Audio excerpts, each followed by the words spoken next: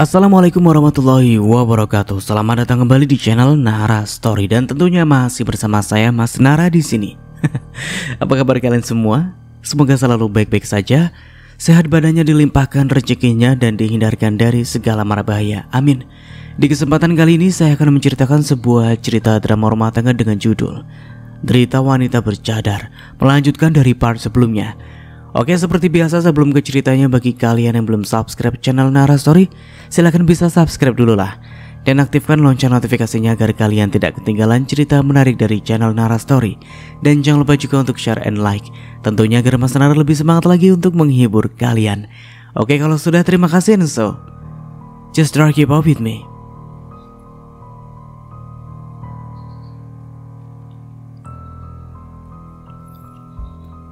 Aditya menghela nafas sejenak, lalu menatap mereka dengan mata tajam. Saya tidak akan pernah memberi keringanan untuk mereka, apapun alasannya. Kalau ada yang meminta belas kasihan atas nama keluarga atau hubungan pribadi, itu tidak akan mengubah keputusan saya.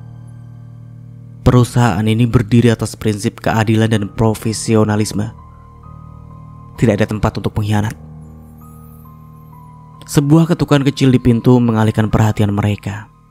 Seorang pelayan masuk membawa tambahan hidangan penutup. Aditya memberi isyarat agar pelayan segera pergi, lalu kembali fokus pada diskusi. Tuan Aditya, ujar manajer operasional Pak Rudi yang sejak tadi mendengarkan dengan serius. Saya rasa keputusan Anda ini akan menjadi pelajaran besar bagi semua karyawan.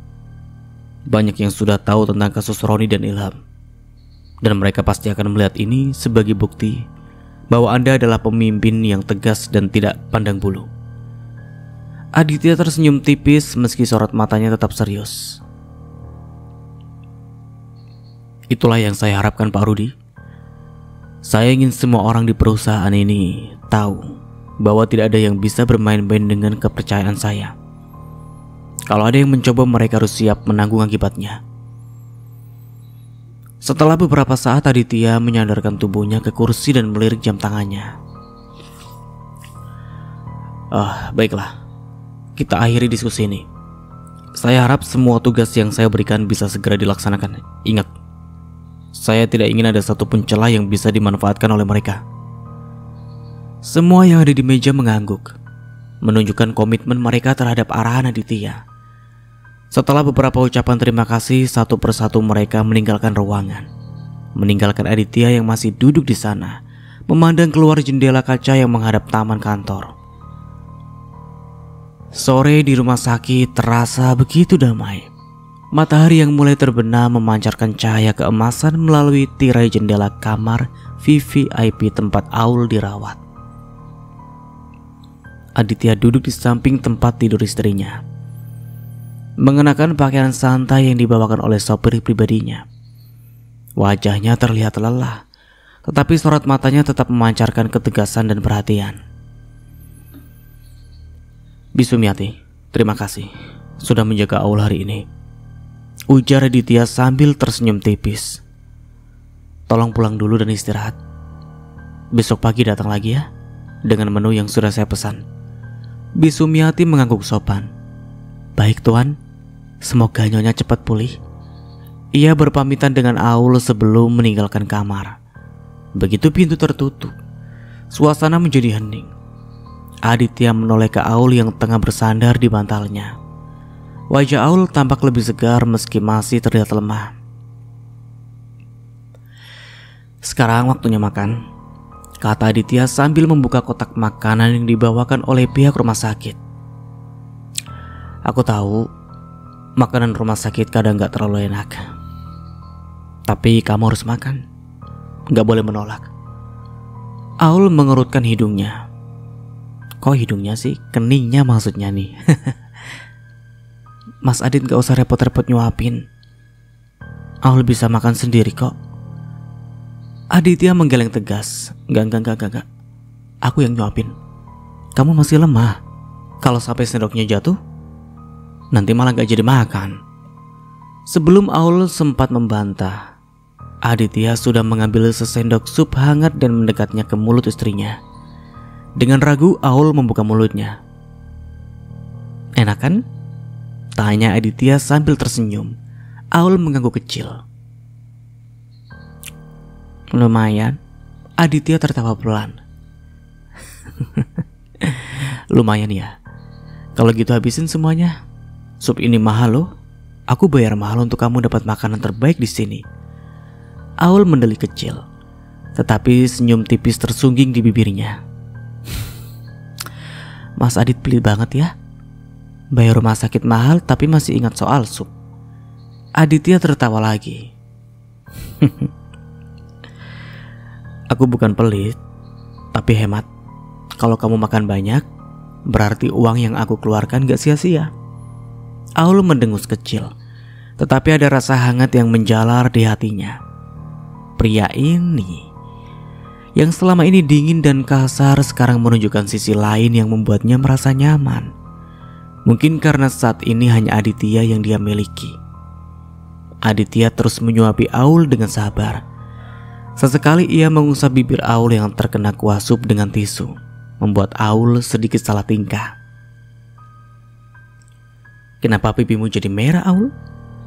Demam lagi?" goda Aditya. "Enggak, Mas," jawab Aul cepat sambil menunduk. "Aul cuma agak kaget aja." "Kaget kenapa?" tanya Aditya sambil meletakkan mangkuk sup yang sudah hampir habis. "Kaget Mas Adit berubah. Biasanya Aul cuma dimarahin, sekarang malah disuapin," jawab Aul jujur meski suaranya pelan. Aditya terdiam sejenak. Ia menatap wajah istrinya dengan penuh keseriusan. "Aul, aku tahu selama ini aku gak adil sama kamu. Tapi aku mau belajar berubah. Aku gak janji bisa langsung jadi suami yang sempurna, tapi aku mau coba jadi lebih baik. Apalagi sekarang kamu satu-satunya keluarga yang aku punya." Aul menatap Aditya. Matanya berkaca-kaca. "Mas Adit gak perlu janji apapun.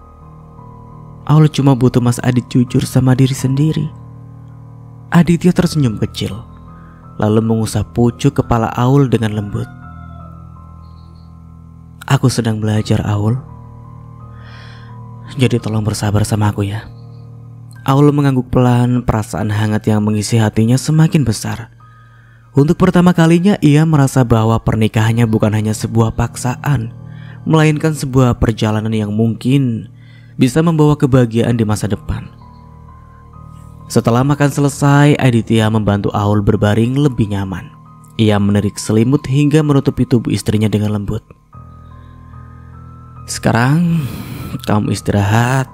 Besok aku tetap di sini sampai kamu pulang ke rumah," ujar Aditya sambil merapikan meja di samping tempat tidur. "Mas nggak pulang?" tanya Aul. "Enggak. Aku akan kerja dari sini. Sopirku sudah bawain semua yang aku butuhkan." Aul tersenyum kecil. "Terima kasih ya, Mas." Aditya menatap istrinya lalu mengecup keningnya dengan lembut. "Tidur yang nyenyak ya sayang ya. Aku ada di sini." Aul memejamkan mata. Senyum tipis masih terukir di bibirnya. Di tengah kesederhanaan momen ini, dia merasakan kehangatan yang belum pernah ia rasakan sebelumnya. Sore itu menjadi awal dari harapan baru bagi hubungan mereka. Sementara itu, Bisumiati baru saja tiba di kediaman megah Aditya. Udara sejuk menyapa wajahnya ketika ia membuka pagar besar. Dengan langkah mantap ia menuju pintu utama. Tetapi langkahnya terhenti ketika mendengar suara percakapan dari arah dapur. Ya, suara itu milik Naila, pelayan muda yang selalu terlihat ramah di depan orang lain, tetapi kini terdengar penuh nada kebencian. Bersamanya ada Mirna, pelayan senior yang sering mengambil peran penting di rumah ini. Bisumiati berhenti di ambang pintu mencoba mendengar lebih jelas. Aku gak habis pikir, Nay. Kenapa Tuan Aditya tiba-tiba jadi baik banget sama Aul? Suara Bimirna terdengar. Padahal jelas-jelas Aul itu gak pantas tinggal di rumah ini, apalagi jadi istrinya. Iya tante, Aul itu cuma pengganggu. Aku gak bisa lihat Tuan Aditya jadi miliknya. Naila menjawab dengan suara penuh amarah. Kita harus cepat jalankan rencana ini. Kalau enggak, semuanya bisa berantakan. Aku gak peduli lagi, Aditya harus jadi milikku. Bisumiati membelalak mendengar ucapan itu. Ia menahan nafas, takut suara langkahnya akan membuat mereka sadar ada yang menguping. Jadi kapan kita mulai? Tanya Bimirna, suaranya lebih pelan tetapi cukup terdengar. Segera, jawab Naila dengan nada yakin. Serbuk ini harus kita campur ke minuman Tuan Aditya secepatnya. Gak perlu dosis besar, cukup untuk bikin dia kehilangan kesadaran sesaat. Setelah itu, aku yang akan urus sisanya. Aku pastikan dia akan melihat Aul sebagai ancaman, bukan istrinya. Bisumiati terkejut. Ia tahu betul betapa serius ancaman ini. Ia ingat cerita Kenan, anak buah Aditya, yang sebelumnya pernah memperingatkan tentang kelicikan Naila dan Bimirna. Mereka telah lama berambisi untuk menghancurkan Aul dan merebut perhatian Aditya. Dengan cepat Bisumiati mengambil ponselnya. Tangannya sedikit gemetar saat mengetik pesan untuk Kenan. Pak Kenan, ini Bisumiati. Saya dengar Naila dan Bimirna merencanakan sesuatu buruk untuk Tuan Aditya. Mereka akan mencampur sesuatu ke minuman Tuan secepatnya. Tolong segera ambil tindakan. Saya akan berusaha mengawasi di sini. Setelah mengirim pesan, Bisumiati menarik nafas dalam-dalam, berusaha menenangkan diri. Ia melangkah lebih pelan, memastikan tidak membuat suara yang bisa memancing kecurigaan. Namun langkahnya kembali terhenti. Kalau kita nunggu Aul keluar dari rumah sakit, itu terlalu lama. Naila, sebaiknya kamu bayar salah satu office boy yang ada di kantor Wiratmaja Group. Suruh dia mencampurkan serbuk ini ke minuman Tuan Aditya. Tapi dengan catatan, kamu juga harus berjaga-jaga di sana. Ketika dia sudah kehilangan kesadaran, kamu harus masuk berpura-pura Aditya ingin bertemu denganmu. Usul Mirna kepada keponakannya. Ide tante bagus juga. Baiklah, Naila akan segera mengurus semuanya. Naila akan mencari orang, berapapun bayarannya, demi bisa mewujudkan misi kita untuk mengambil alih Aditya dari tangan wanita miskin itu. Jawab Naila penuh semangat. Obrolan itu terdengar jelas oleh Sumiati yang masih berdiri di dekat pintu dapur. Dengan cepat ia mengambil ponselnya dan mengirimkan pesan lagi kepada Kenan agar rencana Naila tidak berhasil. Pak Kenan, Naila berencana membayar office boy di kantor untuk mencampurkan sesuatu ke minuman Tuan Aditya.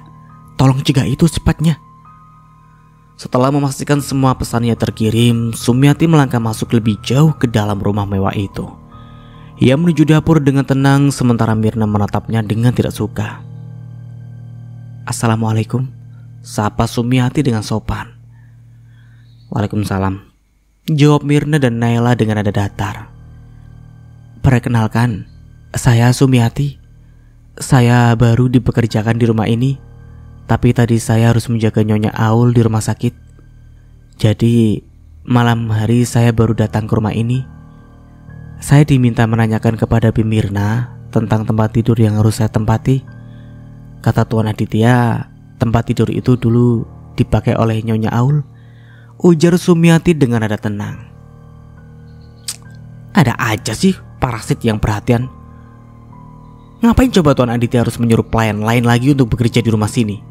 Sial, umpat Mirna yang meski lirih tetap terdengar jelas oleh Sumiati.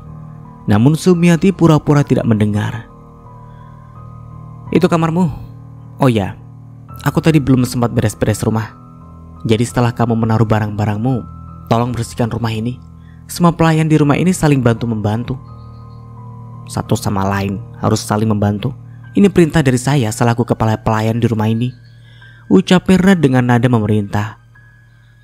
"Oh, maaf sebelumnya Bi Mirna. Saya ditugaskan di sini hanya untuk menjaga Nyonya Aul dan menyiapkan makan untuk mereka berdua. Saya tidak ditugaskan untuk bersih-bersih rumah. Kalau memang Tuan Aditya melanggar kontrak kerja yang sudah kami sepakati, saya bisa mundur dari rumah ini. Atau kalau Tuan Aditya mau menambah gaji saya siap mengambil pekerjaan tambahan," jawab Sumiati dengan tegas, membuat Mirna mengepalkan tangan karena marah. "Kamu sombong sekali sih. Semua pelayan di rumah ini ngambil pekerjaan serabutan. Saya loh kepala pelayan di rumah ini," tambahnya dengan nada mengingatkan. Sumiati tersenyum kecil lalu menjawab, "Insya Allah, saya sudah tahu kalau tugas pelayan itu adalah membersihkan rumah sebagai tugas tambahan. Tapi perlu digarisbawahi, saya bekerja di sini di bawah kontrak yang sudah disepakati yayasan saya dan juga Tuan Aditya. Kalau Anda memberikan saya tugas tambahan, saya tidak mau mengerjakannya. Saya hanya akan mengikuti perintah dari Tuan Aditya maupun Nyonya Aul. Hanya itu. Permisi, saya harus istirahat karena besok pagi saya harus kembali ke rumah sakit untuk menunggu Nyonya Aul." Selesai berbicara, Sumiati bergegas masuk ke dalam kamar yang telah ditunjukkan oleh Mirna. "Brengsek, makin nambah lagi orang menyebalkan di rumah ini," umpat Mirna dengan geram. "Dia bisa jadi ancaman buat kita, Tante," jawab Nela dengan wajah serius. "Pecat saja dia. Dari cara bicaranya saja sudah seperti orang yang paling dipercaya oleh Tuan Aditya. Kita harus mencari cara untuk menyingkirkannya segera," balas Mirna dengan nada tajam. "Bagaimana kalau malam ini kita kerjai dia agar diusir dari rumah ini?" usul Nela sambil tersenyum licik. Nela lalu membisikkan rencana busuknya ke telinga Mirna. Wajah Mirna berubah menjadi penuh kepuasan. "Oke, malam ini dan besok pagi dia pasti sudah angkat kaki dari rumah ini." Seru Mirna setuju sambil tersenyum penuh keyakinan. "Tidak ada yang bisa menghalangi rencanaku untuk menguasai rumah ini. Aku dan keponakanku harus menjadi orang penting di rumah ini," gumam Mirna dalam hati penuh ambisi. Kenan melangkah cepat menuju kamar rumah sakit tempat Aditya dan Aul berada. Wajahnya terlihat serius membawa kabar penting yang tidak bisa ditunda. Sesampainya di kamar, ia mengetuk pintu perlahan. "Masuk." Suara Aditya terdengar tegas dari dalam. Kenan membuka pintu dan mendapati Aditya duduk di kursi di sebelah ranjang Aul. Wanita itu terlihat lebih segar, meskipun masih terbaring dengan cadar yang menutupi wajahnya. "Ada apa, Kenan?" tanya Aditya langsung menangkap ekspresi cemas di wajah sahabatnya. Kenan menarik nafas panjang sebelum berbicara. "Saya datang membawa kabar buruk, Tuan. Naila dan Mirna sedang merencanakan sesuatu yang jahat." Aditya mengernyit, matanya menyipit. Apa yang mereka rencanakan?" "Mereka ingin menjebak Anda dengan mencampurkan serbuk ke dalam minuman Anda. Naila bahkan berencana membayar seseorang di kantor untuk melakukannya. Saya tahu ini dari pesan Bisumiati yang mendengarkan percakapan mereka di dapur." Wajah Aditya langsung memerah karena marah. Ia berdiri mengencangkan rahangnya. "Mereka sudah keterlaluan. Aku akan pulang sekarang dan membereskan ini." Namun sebelum ia sempat melangkah keluar, Aul dengan suara lembut namun tegas berkata, "Mas Aditya, tunggu." Aditya berhenti dan menoleh tatapannya tajam.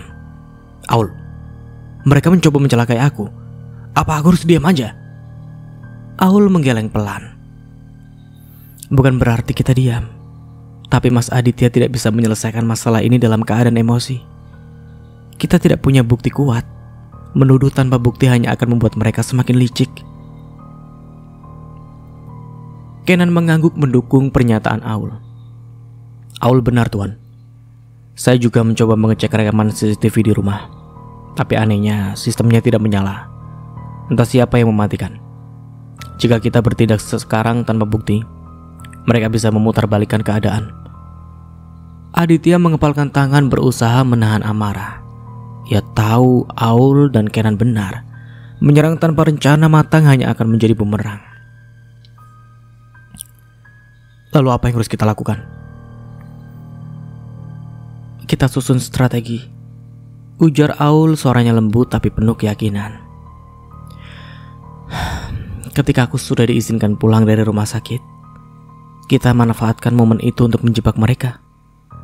Kita buat mereka merasa bahwa rencana mereka berjalan sesuai harapan, tapi sebenarnya kita yang mengendalikan permainan. Kenan mengangguk lagi. Saya akan memastikan tidak ada satupun orang di kantor yang berhasil dibayar oleh Naila. Saya juga akan memantau semua pergerakan mereka. Di Sumiati bisa menjadi mata-mata kita di rumah. Aditya mulai tenang, meskipun kemarahan di hatinya belum sepenuhnya reda. Baik, kita akan menjebak mereka. Tapi aku ingin semua dilakukan dengan hati-hati. Aku tidak akan membiarkan mereka lolos. Aul tersenyum kecil di balik cadarnya. Dengan bukti yang cukup, kita tidak hanya bisa menjebak mereka, tapi juga memastikan mereka tidak bisa lagi menyakiti siapapun. Aditya menatap Aul sejenak. Ada rasa hangat di hatinya melihat wanita itu begitu tenang dan bijaksana, meskipun dalam situasi yang sulit. Ia pun mengangguk. Baik, kita lakukan sesuai rencana. Dan Kenan, pastikan tidak ada celah bagi mereka untuk lolos. Kenan memberi hormat kecil. Siap Tuhan, saya akan mengawasi mereka dengan dekat. Ketiganya menghabiskan waktu untuk menyusun strategi dengan hati-hati. Mereka tahu ini bukan hanya soal membela diri, tapi juga melindungi kehormatan dan keselamatan keluarga Aditya. Mereka bertekad untuk memenangkan permainan licik ini dengan cara yang cerdas dan bermartabat. Setelah Kenan pergi, Aditya naik ke ranjang pasien, tidur miring di samping istrinya. Mas, tegur Aul. Tangan Aditya sudah masuk ke bagian menyembul milik Aul. Semakin lama pergerakan tangannya semakin liar, diselingi dengan remasan yang cukup kencang di bagian itu, menandakan kalau dia benar-benar sudah sangat ingin menyentuh sang istri. Mas, nanti ada perawat masuk, tegurnya lagi. Apalagi suaminya sudah dengan sengaja menggesekkan miliknya ke bagian belakang milik Aul. Sebentar saja, kangen tahu, butuh pelampiasan. Tapi Aul sakit, makanya biarkan begini saja sayang. Aditya meminta sang istri untuk berbalik menghadapnya. Wanita itu pun mengabulkan permintaan sang suami. Aditya melabuhkan ciuman panas di bibir sang istri hingga membuat hasratnya sulit untuk dikendalikan. Aku beneran gak tahan lagi sayang, ujarnya dengan serak. Bahkan pria itu dengan sengaja menyentuh tangan Aul untuk didekatkan ke miliknya yang sudah tegang. Aduh, apa ini ngilu banget. Namun nasib Aditya tak seberuntung yang ia harapkan. Saat dia ingin melakukan lebih, ternyata suara ketukan pintu di luar ruangan membuatnya frustasi. Suster datang untuk melakukan pemeriksaan malam terhadap kondisi Aul yang sangat terpaksa menuju ke kamar mandi untuk melampiaskan hasratnya dengan bermain solo di sana. Oh my god. Oke, bentar. Bermain solo di toilet. Aduh, ini apa-apaan ini Aditya? Ya gimana lagi ya. Ini cerita bikin sedih, bikin senyum sendiri, bikin ngilu. Kocak. Menarik. Maaf ya, biasa. Lanjut. Di sisi lain, Bisumiati berdiri di depan kompor. Tangannya lincah mengaduk sup ayam yang mulai mengeluarkan aroma harum di dapur besar itu. Ia sibuk mempersiapkan sarapan untuk Aditya dan Aul, seperti yang sudah diinstruksikan oleh Aditya sebelumnya. Namun suasana tenang itu tidak berlangsung lama. Mirna yang baru saja masuk ke dapur menatap tajam ke arah Sumiati dengan wajah yang sudah dipenuhi amarah. Apa-apaan ini? Masak di dapur ini itu tugasku, bukan tugasmu. Suara Mirna meninggi. cukup keras untuk menarik perhatian pelayan lain yang kebetulan berada di dekat sana. Sumiati tetap tenang, tanpa menghentikan pekerjaannya. "Maaf Bu, saya hanya menjalankan tugas sesuai kontrak kerja saya. Tuan Aditya secara khusus meminta saya yang menyiapkan makanan untuk beliau dan Nyonya Aul." "Kontrak kerja?" Mirna mendekat kedua tangannya bertolak pinggang. Jangan sok pintar ya. Semua pelayan di rumah ini tahu urusan dapur adalah wilayahku. Kamu baru di sini. Jangan coba-coba melangkahi tugas orang lain. Sumiati menoleh perlahan. Matanya menatap Mirna tanpa rasa gentar. "Saya tidak berniat melangkahi siapapun, Bu Mirna. Tapi Tuan Aditya sendiri yang meminta saya mengurus makanan. Jika Anda merasa keberatan, silakan bicara langsung dengan beliau." Ucap Sumiati membuat Mirna semakin berang. "Kamu pikir siapa kamu, ha? Baru juga kerja di sini sudah sok peting. Jangan kira hanya karena kamu dipercaya Tuan Aditya, kamu bisa bertingkah seenaknya." Perdebatan itu mulai menarik perhatian pelayan lain. Mereka berkumpul di sekitar dapur, berpura-pura sibuk, padahal sebenarnya ingin menyaksikan pertengkaran yang jarang terjadi ini. Salah satu pelayan berbisik kepada rekannya, "Akhirnya ada juga yang berani melawan Mirna. Selama ini dia terlalu sok berkuasa." Namun Mirna tidak peduli dengan perhatian orang-orang di sekitarnya. Ia mendekatkan wajahnya ke arah Sumiati, berbicara dengan nada yang lebih rendah namun penuh ancaman. "Dengar ya Sumiati, kamu mungkin baru di sini, tapi aku sudah lama bekerja untuk keluarga ini. Jangan pernah coba-coba mengusik posisiku, atau aku pastikan kamu tidak akan bertahan lama di rumah ini." Sumiati menghela nafas panjang, berusaha tetap tenang meskipun jelas ia merasa tertekan. "Bu Mirna, saya hanya menjalankan tugas saya. Jika Anda tetap merasa terganggu, silakan laporkan kepada Tuan Aditya. Saya yakin beliau akan menjelaskan semuanya dengan baik."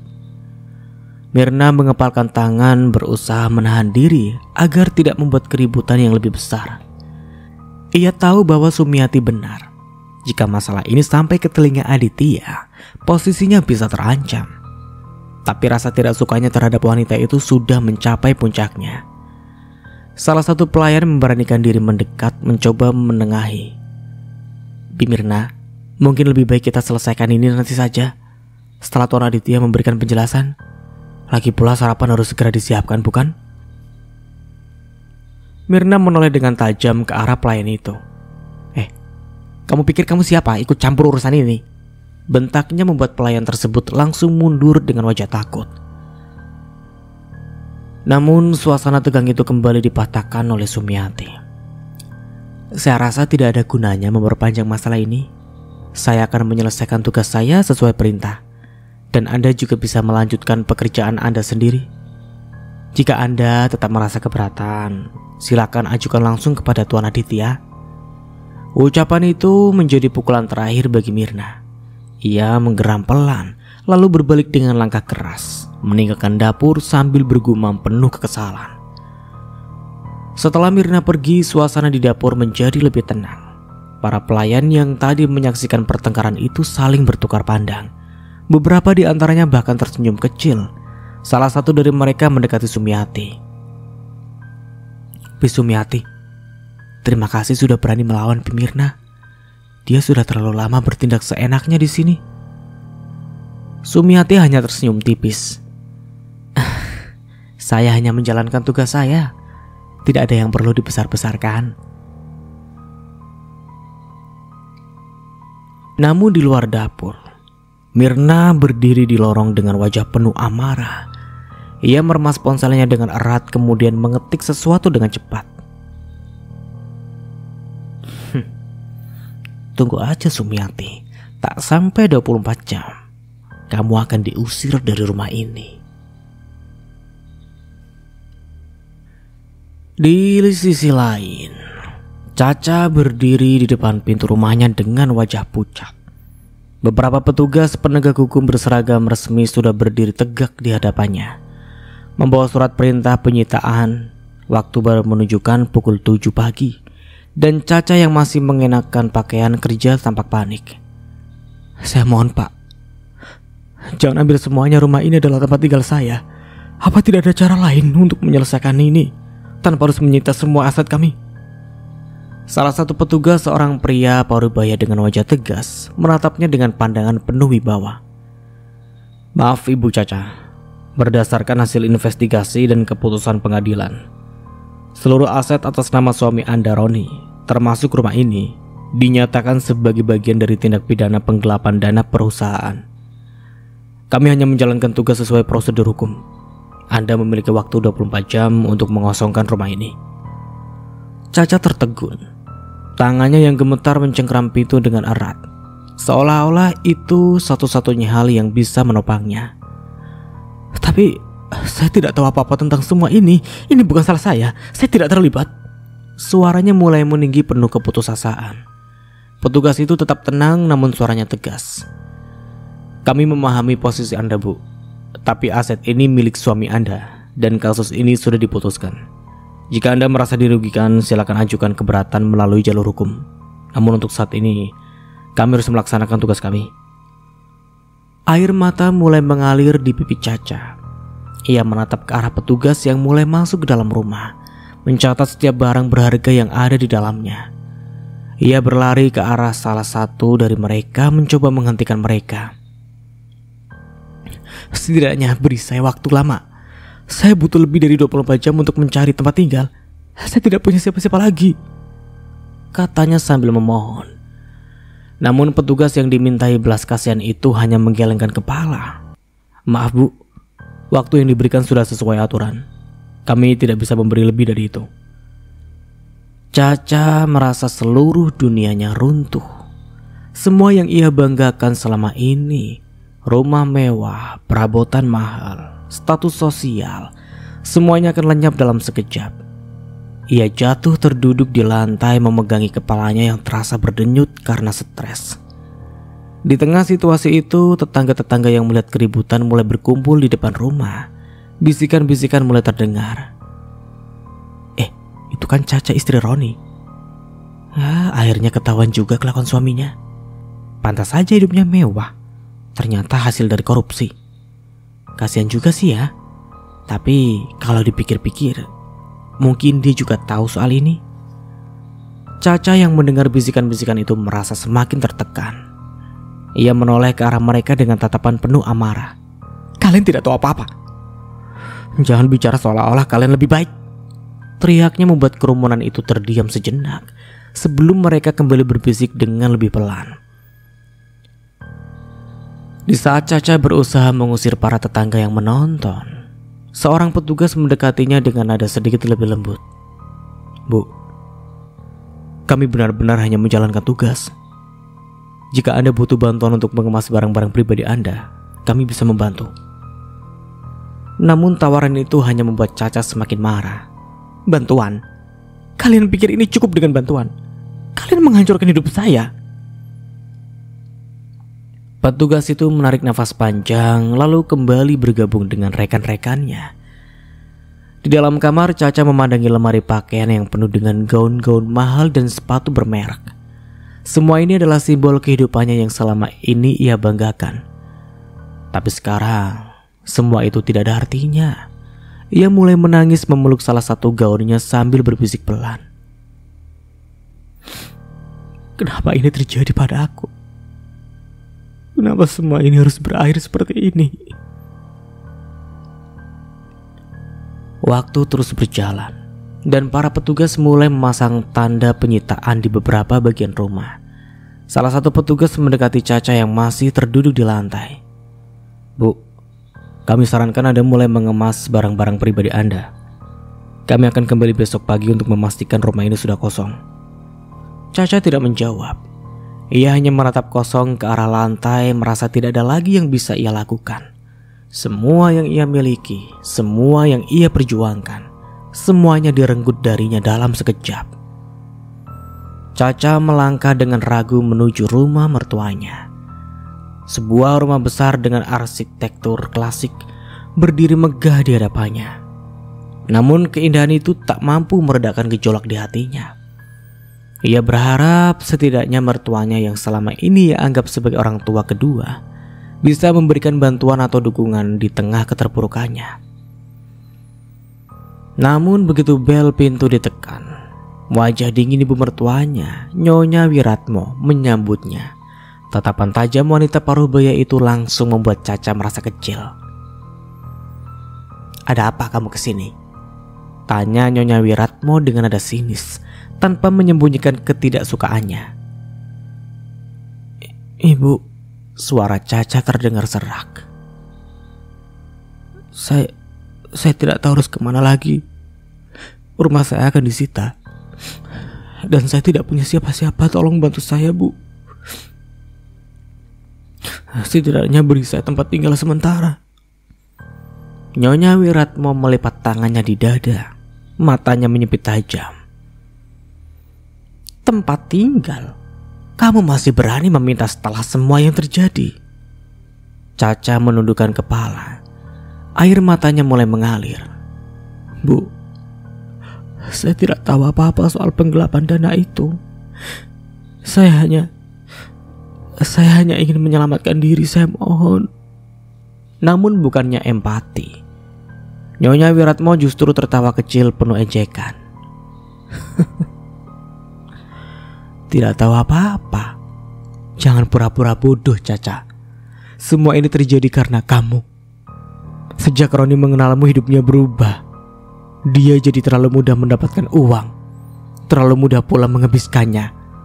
Kami sering bertanya-tanya, dari mana uang itu berasal. Tapi kami menutup mata karena dia bilang semuanya untuk membahagiakanmu." Caca terkejut mendengar tuduhan itu. Ia menggeleng dengan panik. "Bukan, Bu. Bu, saya tidak pernah meminta Mas Roni melakukan itu. Saya tidak tahu apa yang dia lakukan untuk mendapatkan uang itu." "Tidak tahu?" Nyonya Wiratmo mendekat, suaranya semakin tajam. "Jangan bohong. Kamu yang selalu memaksanya untuk memanjakanmu dengan kemewahan, kan? Gaun mahal, pesta mahal, semua keinginanmu dipenuhi tanpa pikir panjang. Dan sekarang, setelah dia mendekam di balik jeruji besi, kamu datang ke sini meminta bantuan. Tidak tahu malu." Caca terdiam, merasa tubuhnya melemah mendengar setiap kata yang keluar dari mulut mertuanya. Ia mencoba menjelaskan, tapi Nyonya Wiratmo tidak memberinya kesempatan. "Kami sudah kehilangan segalanya karena kamu. Nama baik keluarga kami hancur. Bisnis suami saya rugi besar. Dan sekarang kamu datang meminta tempat tinggal. Pergi dari sini, Caca. Kamu tidak pantas menjadi bagian dari keluarga ini." Air mata Caca mengalir sangat deras. Ia memegang tangan Nyonya Wiratmo memohon belas kasihan. "Bu, tolong. Saya tidak tahu harus kemana. Saya benar-benar tidak punya siapa-siapa lagi." Namun Nyonya Wiratmo dengan kasar menepis tangan Caca. "Jangan sentuh tangan saya mulai sekarang. Saya tidak pernah menganggapmu sebagai menantu. Pergi sebelum saya benar-benar kehilangan kesabaran." Caca tersentak mundur. Merasakan dinginnya penolakan itu menusuk hingga ke relung hatinya. Ia berdiri terpaku sejenak, berharap ada keajaiban yang mengubah hati mertuanya. Namun Nyonya Wiratmo hanya menatapnya dengan penuh kebencian, seperti melihat sesuatu yang menjijikan. "Lihat, Aul, ini kan yang kamu mau. Akan aku balas lebih dari ini." Caca membatin masih menjadikan Aul penyebab kehancurannya. Setelah keluar dari rumah mertuanya dengan perasaan hancur, Caca langsung menuju kantor polisi untuk menemani Roni. Wajahnya sembab akibat tangis yang tak kunjung reda. Ketika ia tiba, penjaga sel mempersilahkan Caca masuk, memberinya waktu singkat untuk berbicara dengan suaminya. Roni duduk di sudut sel, bersandar pada dinding dingin. Wajahnya tampak letih, namun tetap menunjukkan ketegaran yang tersisa. Ia mengangkat kepala ketika melihat Caca masuk, namun tak mengucapkan sepatah kata pun. "Mas, Caca nggak bisa diam aja. Kita harus lakukan sesuatu untuk membalas mereka. Suara Caca bergetar penuh emosi. Ia mendekati Roni memegang jeruji besi yang memisahkan mereka. Roni tetap diam. Ia hanya memandang istrinya dengan tatapan kosong. Caca menunduk, air mata kembali membasahi pipinya. Mas juga mau akan balas dendam sama Aditya. Dia harus bayar mahal atas apa yang sudah terjadi pada kita. Desak Caca dengan nada memohon, berharap Roni mau merespon. Kata-kata itu akhirnya memancing reaksi Roni. Ia mengangkat alisnya, menunjukkan minat kecil terhadap pembahasan itu.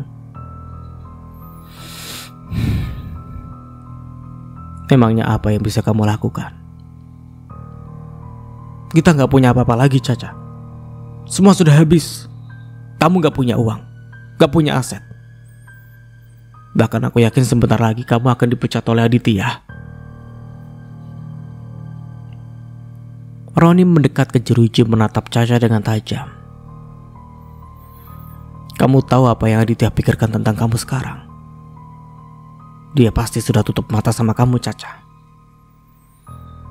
Terlebih lagi kamu adalah istri dari seorang pengkhianat. Apa kamu pikir dia akan membiarkanmu mendekatinya? Kamu juga anak seorang pembunuh. Kamu ingat kan, Cak?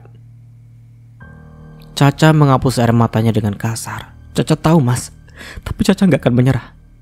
Caca akan cari cara apapun yang terjadi. Roni mendesah panjang.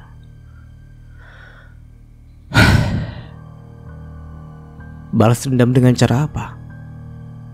Sewa preman. Kamu gak punya uang. Untuk makan saja kamu kesulitan, apalagi menyewa orang. Caca gak butuh preman. Caca punya otak. Balasnya kali ini dengan nada lebih tajam. Caca akan lakukan semuanya sendiri. Kalau perlu Caca akan mengorbankan segalanya demi membuat mereka merasakan penderitaan yang kita alami. Roni mengamati istrinya sejenak, lalu mendekatkan wajahnya ke jeruji besi. Suaranya melembut tapi penuh kewaspadaan.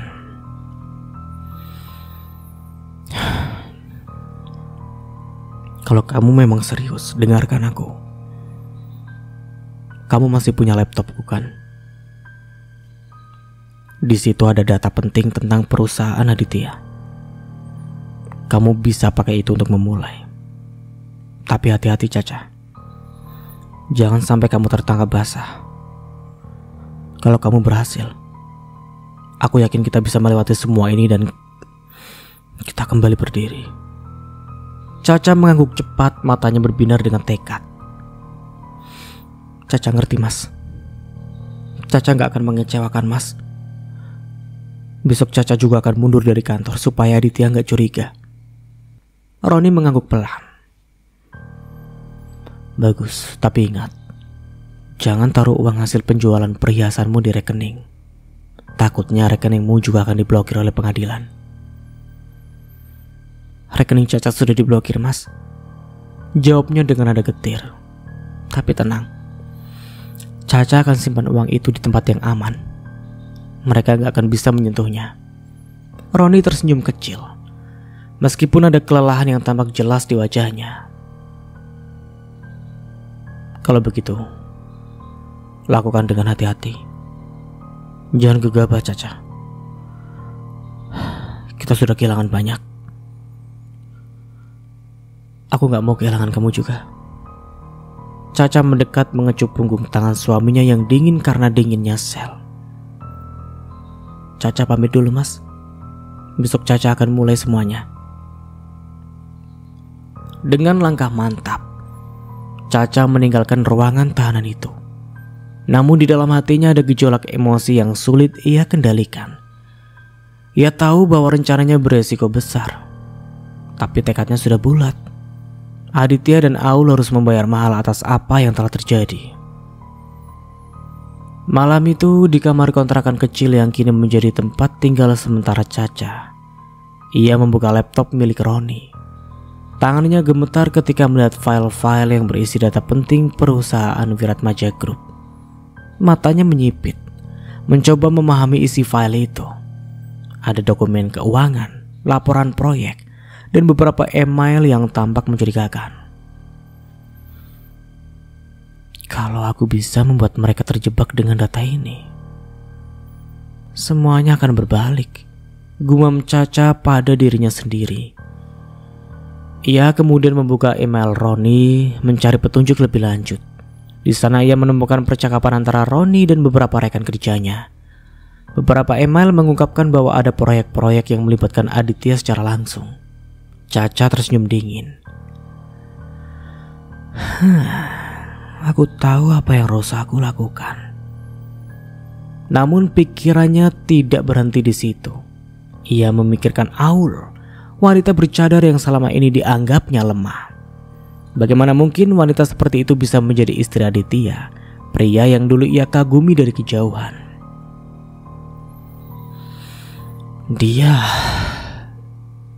Dia juga harus merasakan apa yang kurasakan, bisik Caca dengan penuh kebencian. Aku akan pastikan hidup mereka hancur, seperti mereka menghancurkan hidupku.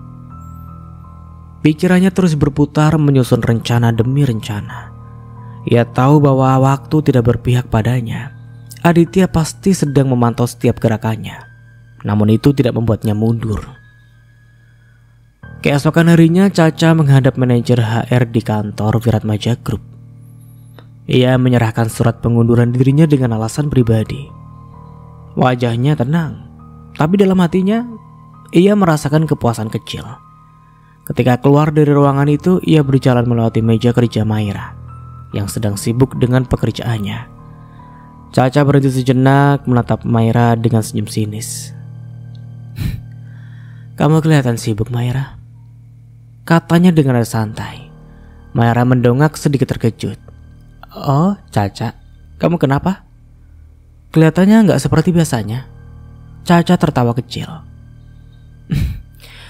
Gak ada apa-apa. Aku cuma ingin bilang aku resign. Mulai besok, aku nggak akan kerja di sini lagi. Maira tampak bingung. Resign? Kenapa?